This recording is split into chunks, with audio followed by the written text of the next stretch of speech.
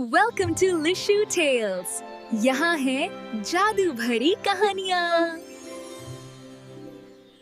अगर आप लोग चाहते हैं कि मेरी वीडियो में शहजादी या शहजादी का नाम आपका नाम हो तो अपना नाम कमेंट करें। Thank you. सुबह का वक्त था। सूरज अभी धीरे धीरे गांव के ऊपर चमक रहा था। मरियम और दुआ गांव के बाग में काम कर रही थीं। मरियम, जो बड़ी और जिम्मेदार थी, पौधों को पानी दे रही थी, पत्तों पर लगी मिट्टी झाड़ रही थी और फूलों को संभालकर टोकरी में रख रही थी। दुआ, छोटी और मासूम, जमीन पर झुकी सब्जियां तोड़ रही थी। कभी घास साफ करती, कभी गिरे हुए फूल उठाती। दोनों बेटियों के कपड़े पुराने और हाथ मिट्टी से भरे हुए थे, लेकिन उनके चेहरे पर उम्मीद और प्यार की चमक थी। मरियम ने फूल केयरफुली बास्केट में रखे और दुआ वेजिटेबल्स का बास्केट उठाकर घर की तरफ चल पड़ी। बाग का मालिक उन्हें थोड़े से सिक्के दे गया जो उनकी माँ के लिए गुजारा बनेंगे। मरियम ने सिक्के स्कार्फ के कोने में बांध दिए। दुआ बास्केट संभालकर चल रही थी। दोनों के चेहरे पर थकान थी, लेकिन आंखों में हिम्मत और उम्मीद थी। जब मरियम और दुआ घर पहुंचे, अम्मा भी काम से लौट रही थी। अम्मा गरीब और थकी हुई थी, लेकिन उसके चेहरे पर दयालु और प्यार भरी मुस्कान अभी भी दिख रही थी। अम्मा ने मरियम और दुआ के हाथ में पैसे लिए, उनके सर पर हाथ फेरा और कहा, अल्लाह तुम दोनों को खुश रखे मेरे फूल। मरियम और दुआ ने माँ के लिए थोड़ा सा रोटी और नमक बनाया और उन्होंने मिलकर घर का छोटा सा काम पूरा किया। शाम को अम्मा घर के बाहर बैठी थीं, तब उनकी नज़र एक जख्मी कौवे पर पड़ी। कौवा जमीन पर पड़ा था, उड़ नहीं पा रहा था। उसके पैर पर कुछ लिखा हुआ था, लेकिन अम्मा पढ़ नहीं सकती थी। अम्मा का दिल पिघल गया। उसने कपड़े का टुकड़ा फाड़कर कौवे की चोट साफ की, उसे दाना पानी दिया और घर के कोने में रख दिया।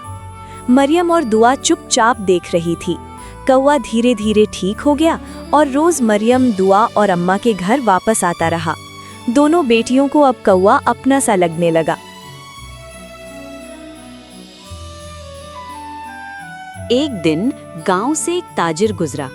उसे प्यास लगी तो वो अम्मा के घर के बाहर बैठ गया। मरियम और दुआ कुछ दूर खड़ी थीं, चुपचाप देख रही थीं। ताजिर की नजर कौवे पर पड़ी, फिर उसके पैर पर लिखी बात पर।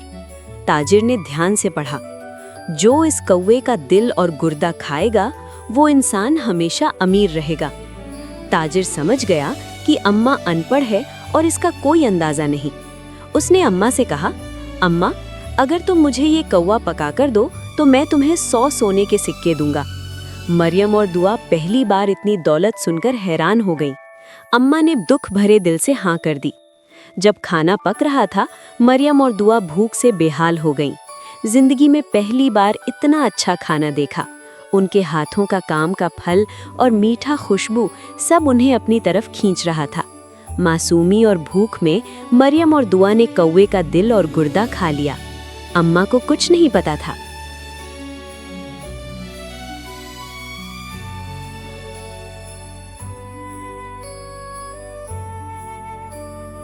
ताजिर ने जब दिल नहीं पाया, वो गुस्से में सोने के सिक्के लेकर चला गया। अम्मा ने मरियम और दुआ को डांटकर घर से निकाल दिया। मरियम और दुआ रोती हुई हाथ में कुछ नहीं और भटकती रहीं। छोड़ के छत वो छोटी सी, हाथों में बस एक दुआली, रास्ते लंबी दिल खामोश, आँखों में सपनों की रोशनी, धूल भरी इन राहों पर, साथ सिर्फ एक दूसरे का, भूख भी आई थकान भी, फिर भी हौसला कभी न टूटा। चलते रहे हम चुपके चुपके, तारों ने राह दिखाई, कल क्या होगा कौन जाने, आज बस उम्मीद साथ आई। रात ने अपनी चादर ओढ़ी, नींद ने थक कर बाहें थामी, अनजानी मंजिल दूर कहीं, किस्मत ने दस्तक देनी थी बात।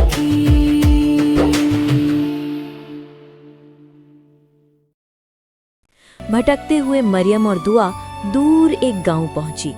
राजमहल के बाहर एक बड़ी चबूतरा कुर्सी थी। मरियम ऊपर बैठ गई, दुआ घास पर लेट गई। रात को उनके आसपास हल्की सी मैजिकल रोशनी चमक रही थी। गांव वाले हैरान हो गए, समझा कि ये लड़कियां मामूली नहीं हैं। सुबह होते ही रॉयल गार्ड्स आए। बेंच देखकर वो हैरान हो गए और झुककर बोले, ये हमारी नई क्वींस हैं। मरियम और दुआ घबरा गई, लेकिन गार्ड्स उन्हें इज्जत से महल ले गए और बताया कि जो भी दूसरे गांव की लड़की इस बेंच पे बैठेगी, हम उसे अपनी क्वीन मानेंगे। कुछ ही दिनों में मरियम और दुआ ने राज संभाल लिया और इंसाफ और रहमत के साथ मुल्क चलाया। कुछ दिन बाद अम्मा को अपनी बेटियों की याद और शर्मिंदगी सताने लगी। वो रोती हुई उन्हें ढूंढते ढूंढते उसी गांव तक आ पहुंची। उसी वक्त मरियम महल की छत यानी टेरेस पर खड़ी थी। नीचे नजर पड़ी तो उसने पहचान लिया, ये हमारी अम्मा है। मरियम ने तुरंत गार्ड्स को हुक्म दिया कि अम्मा को इज्जत के साथ अंदर बुलाया जाए। अम्मा जब महल में आई और अपनी बेटियों को क्वींस के लिबास में देखा तो उसकी आंखों से आंसू बह निकले। उसने शर्मिंदा होकर कहा, मैंने तुम दोनों के साथ बहुत बुरा किया। मरियम और दुआ ने अम्मा को गले लगा लिया और कहा, अम्मा, हमने आपको कभी दोष नहीं दिया। फिर मरियम और दुआ ने अम्मा को सारी कहानी सुना दी। उस दिन के बाद तीनों हमेशा साथ रहे, गरीबों की मदद की, भूखों को खाना दिया और प्यार और इंसाफ के साथ जिंदगी गुजारी। नेकी और दया कभी जाया नहीं जाती, वो किसी न किसी सूरत में लौट कर आती है। Like, share and subscribe to my channel.